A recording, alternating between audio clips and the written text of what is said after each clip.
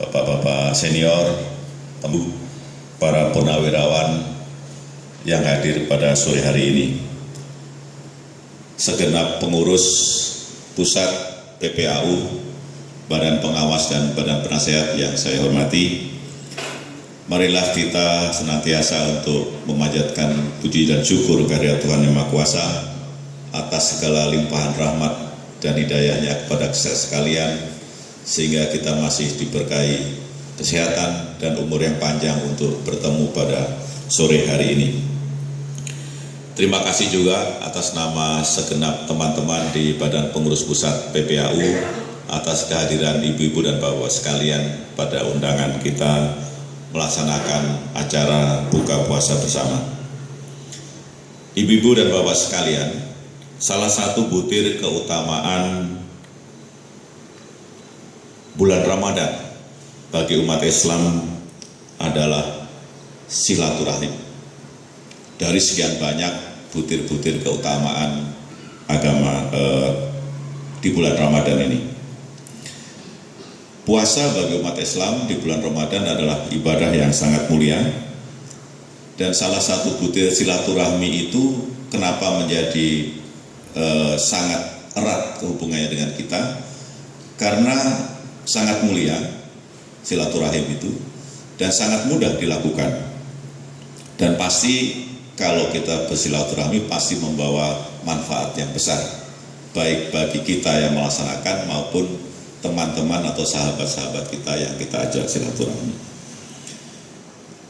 Banyak manfaatnya, antara lain selalu di dalam pergaulan kita silaturahmi itu selalu diridhoi oleh Allah Subhanahu wa taala dan memberi manfaat, disampaikan tadi, baik yang dikunjungi maupun yang mengunjungi, dan memupuk cinta kasih antara kita bersama-sama. Dan yang penting juga adalah mempererat tali persahabatan dan persaudaraan di antara kita. Dan tidak kalah pentingnya adalah pasti di dalam pertemuan kita silaturahmi itu akan saling berbagi. Disitulah letak pahala yang akan kita terima di dalam menggiatkan atau mempererat tali silaturahmi itu. Mengapa saya mengangkat satu butir silaturahmi dalam sore ini? Erat kaitannya dengan keberadaan PPA, Perhimpunan Purnawirawan Angkatan Udara. Saya selalu dengan teman-teman menyebut bahwa kita ini yang berada di dalam kepengurusan PPAU itu adalah relawan, karena memang kita sifatnya relawan, sukarela dengan ikhlas untuk berada di dalam organisasi itu. Sehingga wujud utamanya sebenarnya ya silaturahim itu di antara para pengurus itu sendiri, maupun bagaimana menghimpun, menjalin silaturahmi di antara para purnawirawan itu. Dan di era sekarang ini ternyata silaturahim itu atau silaturahmi itu tidak hanya diwujudkan dengan pertemuan secara fisik, tapi dengan teknologi kita juga saling bisa bersilaturahmi satu sama lain melalui dunia maya. Dan itu ternyata juga sangat efektif. Dengan berbagai gadget, berbagai perlengkapan yang kita miliki, kita bisa melaksanakan silaturahmi satu sama lain. Di samping manfaat bagi kita sendiri, pasti nanti dengan keberadaan PPAU itu juga akan bisa memberi manfaat keluar di luar PPAU, terutama kepada para purnawirawan itu sendiri, sehingga akan menambah amal ibadah kita dan manfaat nanti akan diterima atau dirasakan oleh ibu-ibu dan bapak-bapak purnawirawan yang lain. Ibu-ibu dan bapak sekalian, sekali lagi terima kasih atas kehadirannya pada acara buka puasa bersama pada sore hari ini, dan secara khusus juga saya sampaikan terima kasih pada Pak Ustadz, Bapak Muslih Nasuha yang akan berkenan memberikan tausiah pada sore hari ini. Terima kasih dan wassalamualaikum warahmatullahi wabarakatuh. Assalamualaikum warahmatullahi wabarakatuh.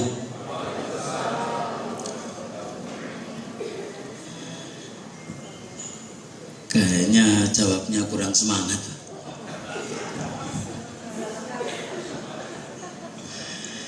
Assalamualaikum warahmatullahi wabarakatuh.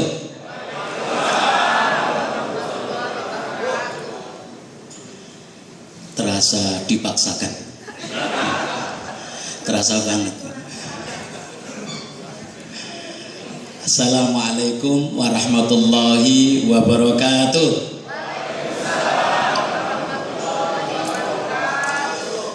Alhamdulillahi rabbil alamin.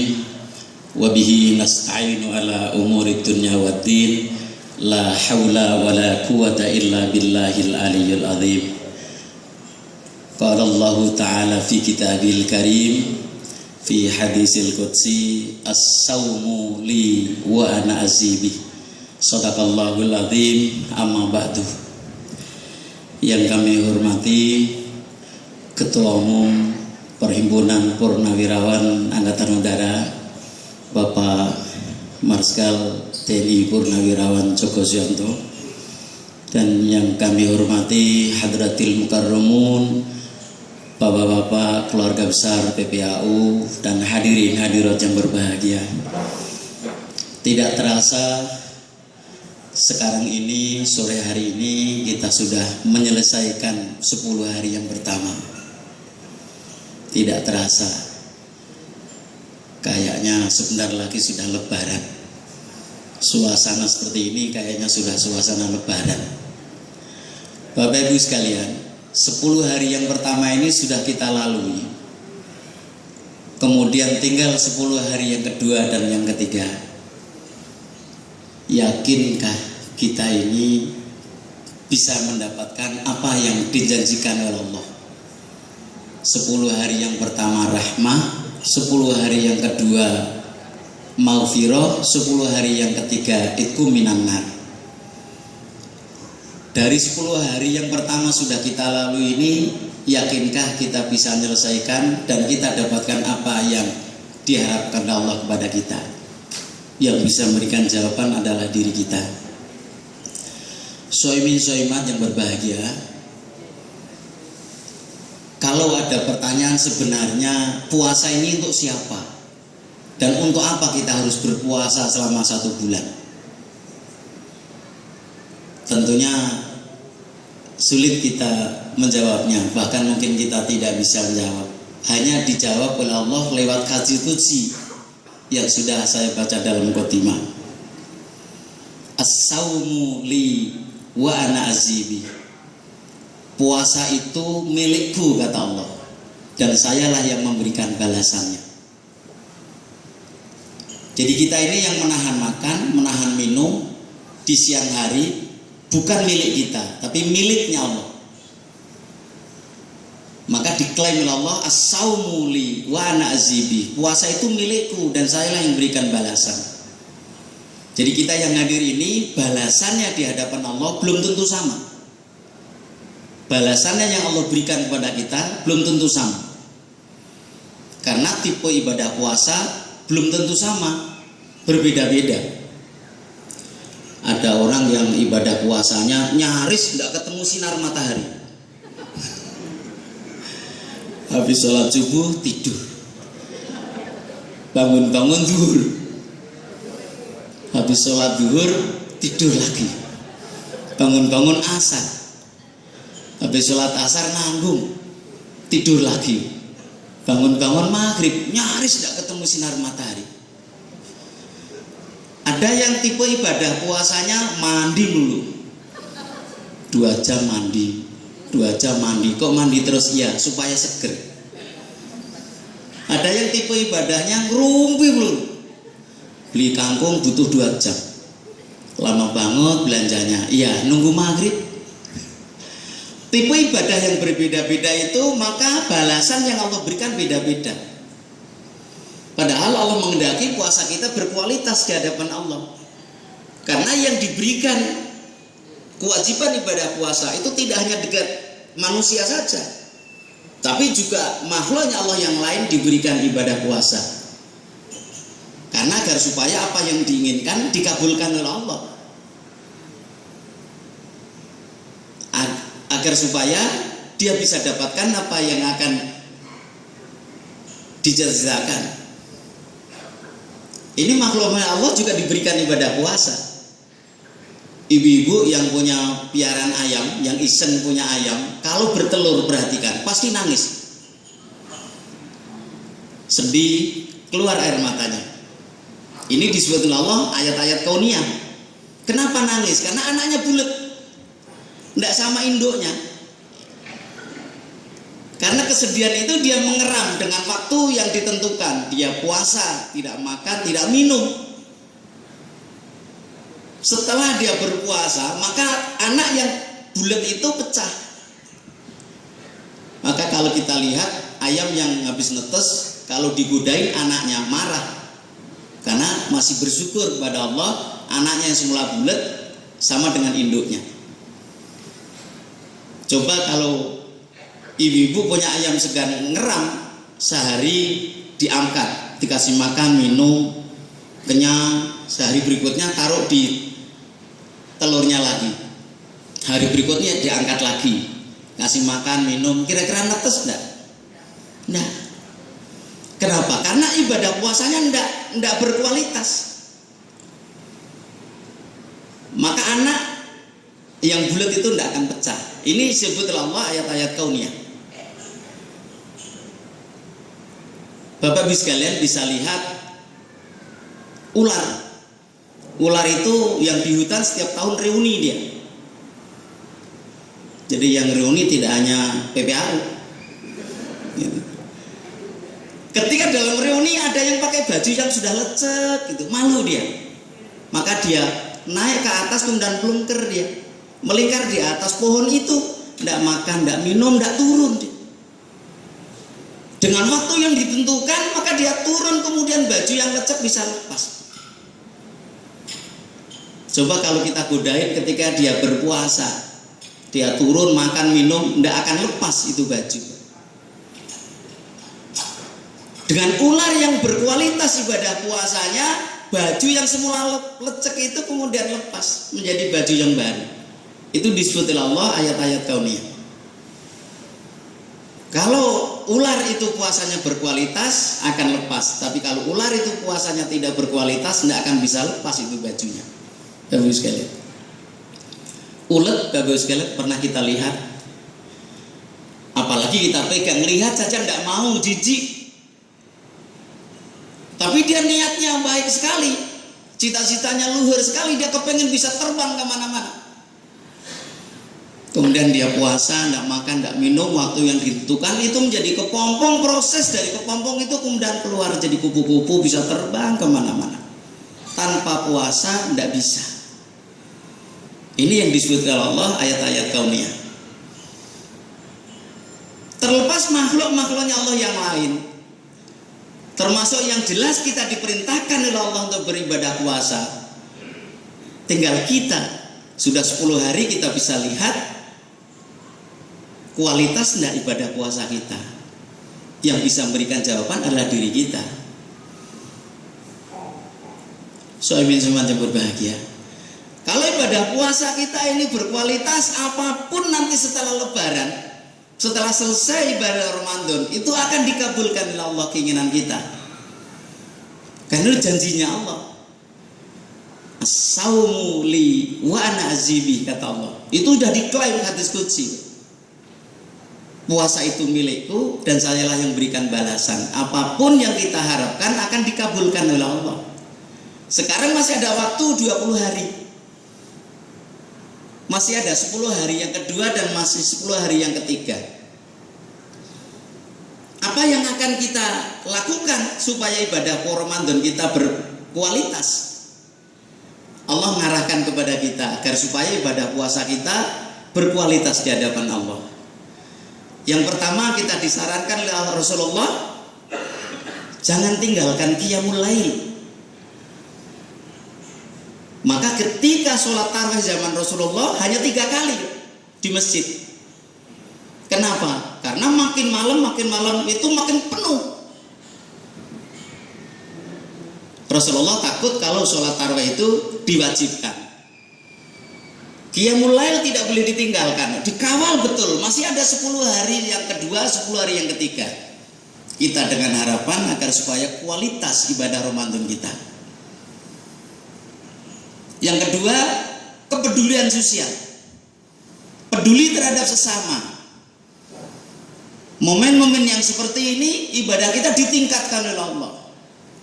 Suasana yang seperti ini tepat sekali kalau kita niat untuk bisa peduli terhadap sesama.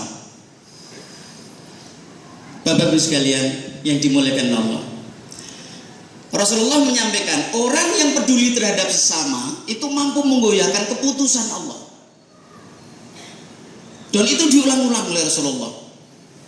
Orang yang peduli terhadap sesama itu mampu menggoyahkan keputusan Allah. Pada suatu saat Rasulullah mengumpulkan sahabatnya di Masjid Nabawi sehabis jamaah Isya.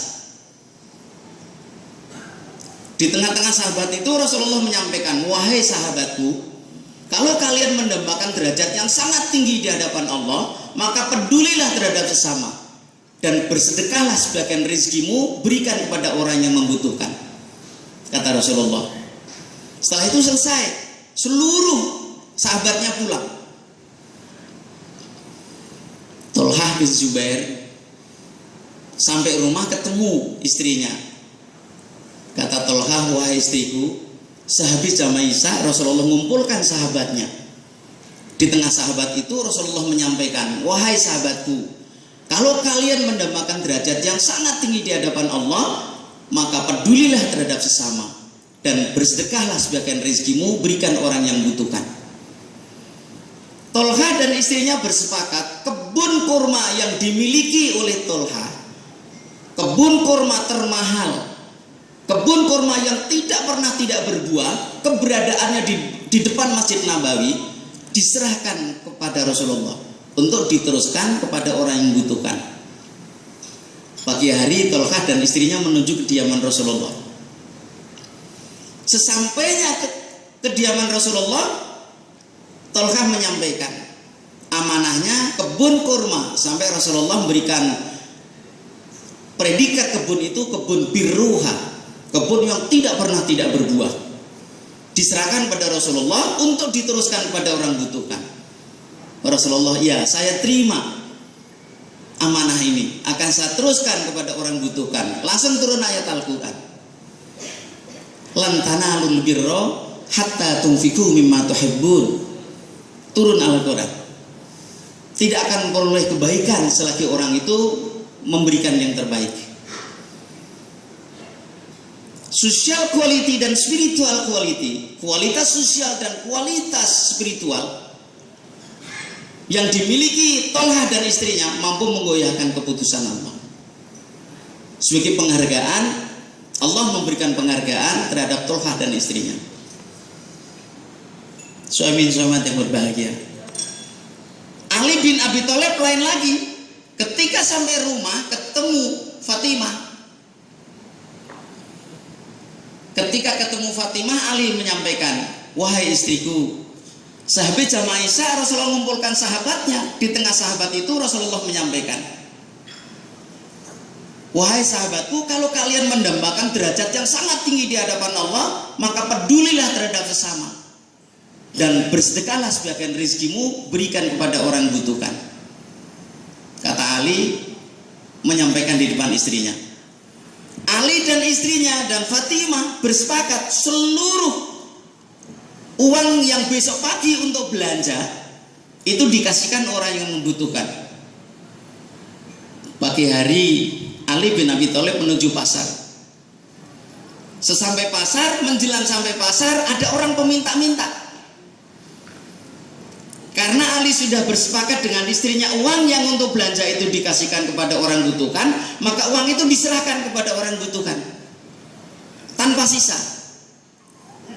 Karena Ali harus belanja, maka Ali kepingin menuju ke kediaman Rasul, mau pinjam uang untuk belanja. Belum jauh dari tempat memberi, ketemu temannya yang membawa unta. Kata yang membawa unta, tolong Ali, saya dijualkan unta saya, kalau laku saya kasih uang. Kata temannya, Ali tidak bisa nolak. Unta dibawa Ali menuju pasar hewan. Sampai pasar hewan dibeli orang. Setelah unta kejual, Maka Ali menuju orang yang punya unta. Ternyata yang punya unta tidak ada. Ditunggu sampai menjelang duhur, tidak ketemu orang itu, tidak ada. Coba kalau orang Indonesia kebetulan tidak ada orangnya, bingung. Karena tidak ketemu orang yang punya unta, Rasulullah mau mengadukan persoalan ini kepada Rasulullah. Sesampainya Rasulullah, sebelum Ali menyampaikan, Rasulullah sudah bilang, ya Ali, peminta-minta itu Jibril, yang membawa unta itu Israel, pembeli unta itu Mikail. Kata Ali, kalau begitu ya Rasulullah, ini rezeki saya. Dijawab oleh Rasulullah, ya itu rizkimu. Ketika Rasulullah bilang ya itu rizkimu, turun ayat Al-Quran. Mathalul ladzina yunfikuna amwalahum fi sabilillahi kamathali habbatin ambatat sab'a sanabil fi kulli sumbulatin mi'atu habbah wallahu yudha'ifu liman yasha wallahu wasi'un alim. Perumpamaan orang yang memberi itu 1 menjadi 7. Dari 7 itu setiap satunya menjadi 100. Allah melipat gandakan mi'atu habbah. Allah menutup ayat itu wallahu yudha'ifu liman yasha wallahu wasi'un alim.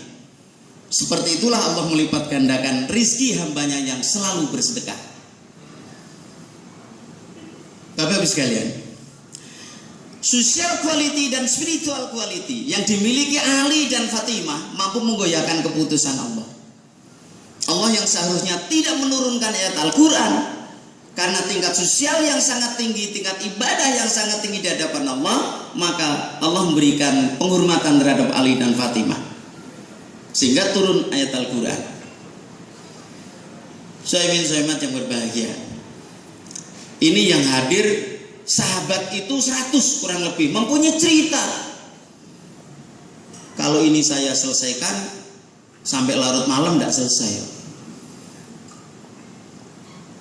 Abu Bakar Siddiq beda lagi.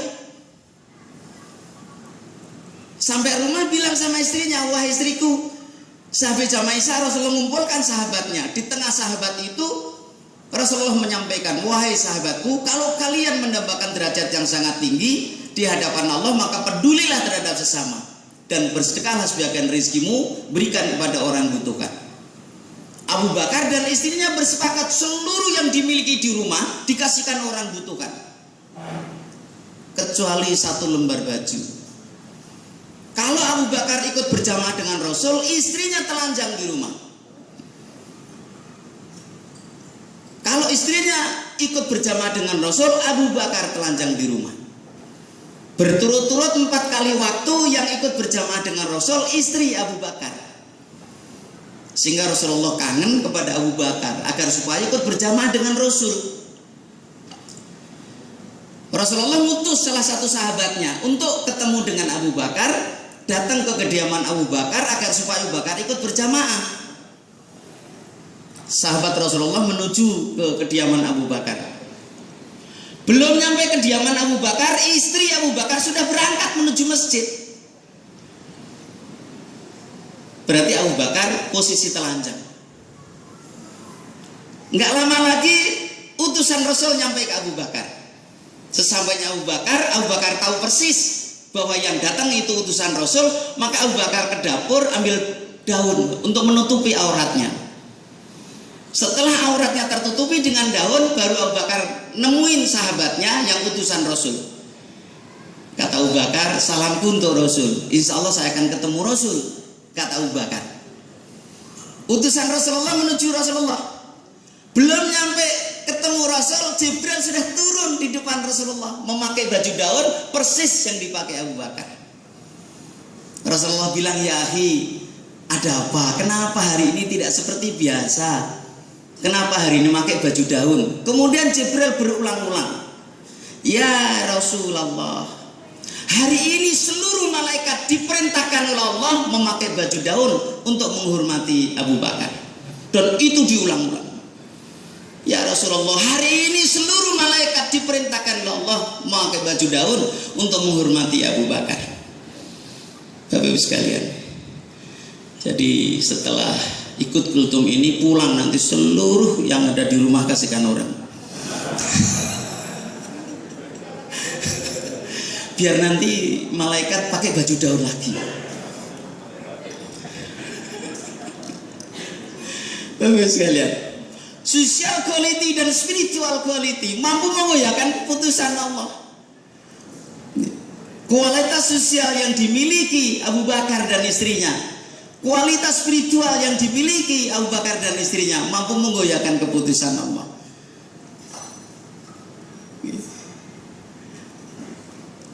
Monggo Pak. Pak Rila.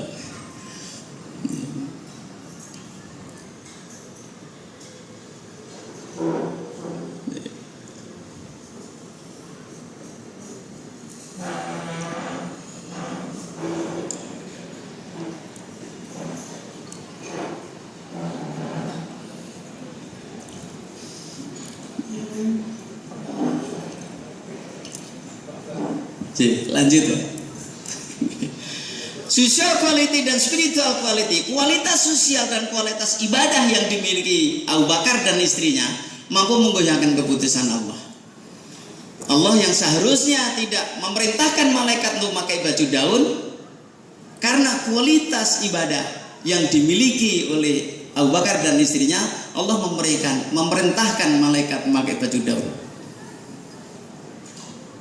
Soemin-soemat yang berbahagia, kepedulian itulah yang sangat menentukan kita, yang sangat dan sangat itu, karena mampu menggoyahkan keputusan Allah. Momen yang sekarang ini di Ramadan ini masih ada 2 pos, 10 hari yang kedua dan 10 hari yang ketiga, masih ada kesempatan bagi kita untuk peduli terhadap sesama, agar supaya kita ibadah Ramadan kita, ibadah puasa kita berkualitas di hadapan Allah Subhanahu wa taala.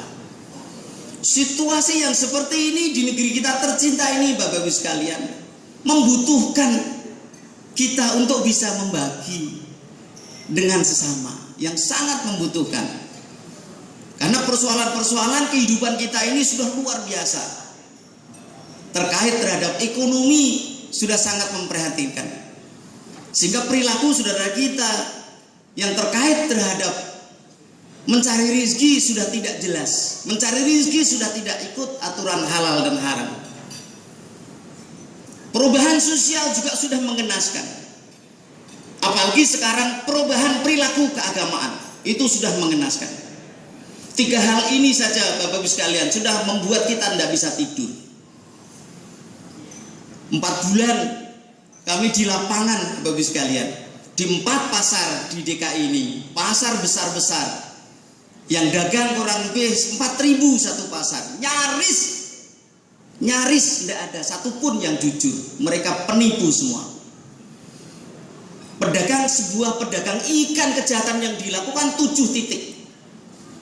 Dari mulai merusak timbangan, cara menimbang, mencuri dagangan, merusak kualitas, pemaksaan, dan lain sebagainya.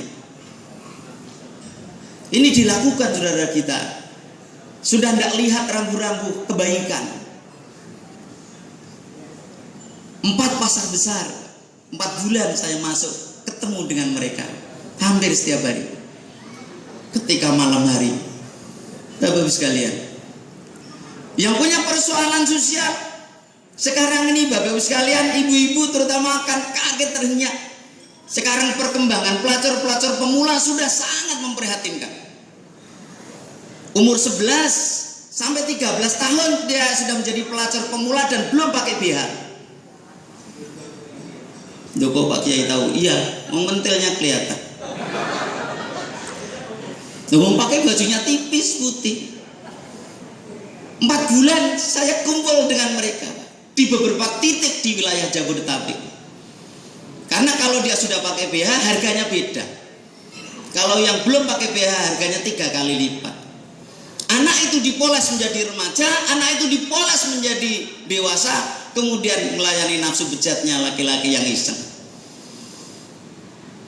Soemin-soemat yang berbahagia, ini real sekali. Sekarang perubahan keagamaan juga sangat mengenaskan. Sangat dan sangat mengenaskan. Sekarang saya sudah masuki tahun yang kelima, ngurusin itu. Saudara-saudara kita rata-rata mayoritas hampir 90% anak-anak muda. Umur-umur kelas 2 SMA, SMK, kelas 3 SMA. Mereka berperilaku sepertinya mereka sudah paling benar, nyalakan orang, mengkafirkan orang, dan membunuh orang. Dianggap membunuh itu dia jihad. Ini sudah sangat mengenaskan. Ketika saya kumpul dengan mereka, saya bisa tegar kumpul. Tapi kalau sudah keluar dari mereka, air mata ini tidak terbentuk. Bapak-Ibu sekalian, tidak terasa masih semangatnya betul ini Pak. Harus ada pedungan dari Bapak-Ibu sekalian di lapangan ini, tapi sudah dikode harus selesai. Oleh karena itu Bapak-Ibu sekalian, mudah-mudahan dipanggil lagi lah nanti ketemu kita, supaya saya bisa menyampaikan secara utuh yang banyak ini. Oleh karena itu Bapak-Ibu sekalian, mengingat waktu sudah saatnya beduk maghrib, mari kita tutup dengan doa. Bismillahirrahmanirrahim. Allahumma salli sallim ala sayyidina Muhammad wa ala ali Muhammad hamdan syakirin hamdan na'imin. Ya Rabbana lakal hamdu wa lakal syukru kama yanbaghi li jalali wajhikal karim wa azimi sultanik. Rabbana zidna ilman nafi wa amalan mutaqabbala wa rizqan halalan thayyiban Allah ya hayyu qayyum. Rabbana atina fid dunya hasanah wa fil akhirati hasanah wa qina adzabannar. Walhamdulillahi rabbil alamin. Mari kita sama-sama doa puasa, doa buka puasa. Bismillahirrahmanirrahim. Allahumma laka sumtu wa bika amantu wa ala rizqika aftartu bi rahmatika ya arhamar rahimin. Terima kasih. Wallahu muwaffiq ila aqwamit thoriq. Assalamualaikum warahmatullahi wabarakatuh.